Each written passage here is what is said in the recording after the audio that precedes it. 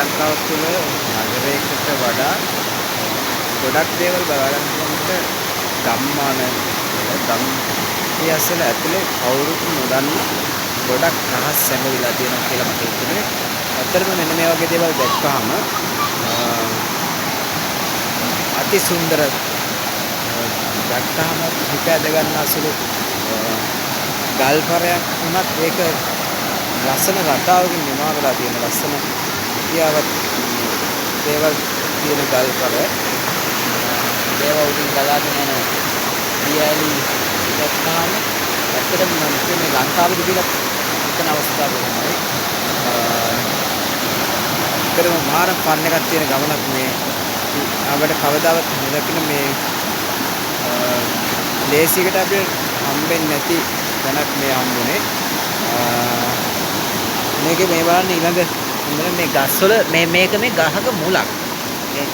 මේක මේ ගහක මුලක් තමයි මේක ඇවිල්ලා වතුරට ඇවිල්ලා මේක පට්ටම ලස්සනයි මේක ස්වභාවිකවම පිහිටලා තියෙන මේ ස්ථානේ මේ තනිකර මුල් මේ ගහේ මැද ඉඳන් තමයි මේ මුල මෙයා වෙන්නේ. ඒකට මෙන්න මේ ශාකේ තමයි වේවැල් කියලා කියන්නේ. ගොඩක් අය අද දකින්න නැතුව ඇති. වේවැල් කියන ශාකේ මම තාත්තට ළඟ ගන්නේ මේක නම් මේ පොඩක් මැරිච්චි ගහක්. මේ වේවැල් කියන ශාකේ මේකෙන් ගොඩක් නිර්මාණ කරනවා.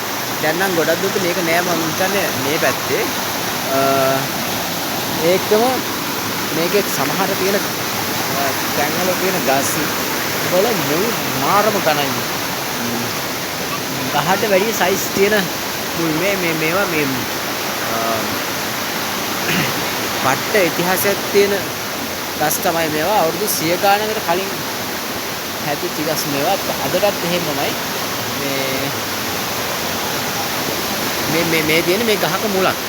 මේක වට්ටම උස්ස ගහක්. මේක අඩි සාමාන්‍යයෙන් ගත්තොත් ගහේ ගහම අඩි කියනවා අඩි 200ක් විතර ගහ උසයි. මම පෙන්නන්නම් තාඩියක් කියලා.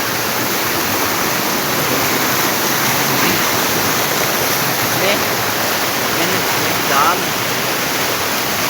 මේ සම්පූර්ණ උස ගහේ පේන්නේ නැහැ සම්පූර්ණ කෙනෙක්.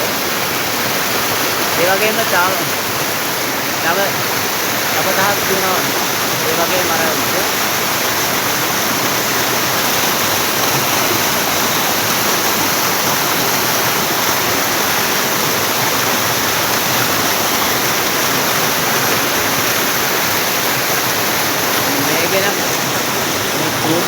මේක සාමාන්‍යයෙන්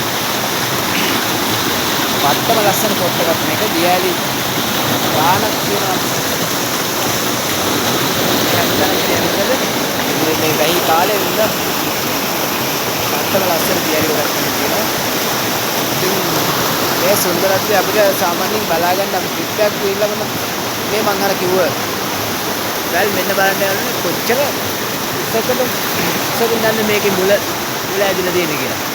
ගහේ මේ ගහට සම්පූර්ණ වතුර සප්ලයි කරගන්නේ මෙන්න මේ මුල් වලින් වෙන්නද මම හිතන විදියට.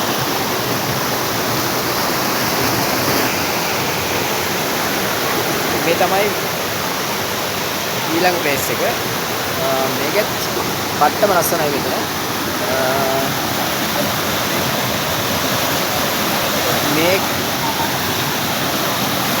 මේ ගඟේ සම්පූර්ණම තියෙන තැන් දියැලි ස්වභාවයක් තමයි තියෙන්නේ. වත්තම් මාරම් පොට්ටක් තියෙන මේ හරිය මේ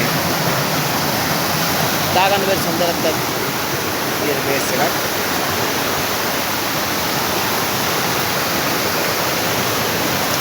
තව දෙයක් තියෙනවා. මෙන්න මේ ගල් පිහිටුන සුට්ටක් බලන්න. සාමාන්‍යයෙන් අර නිදන් වස්තුවක් තියෙන තිබුණා වගේ සලකන තියෙන තැන් තමයි ගොඩක් දුරට මේ වගේ තියෙන්නේ. මේක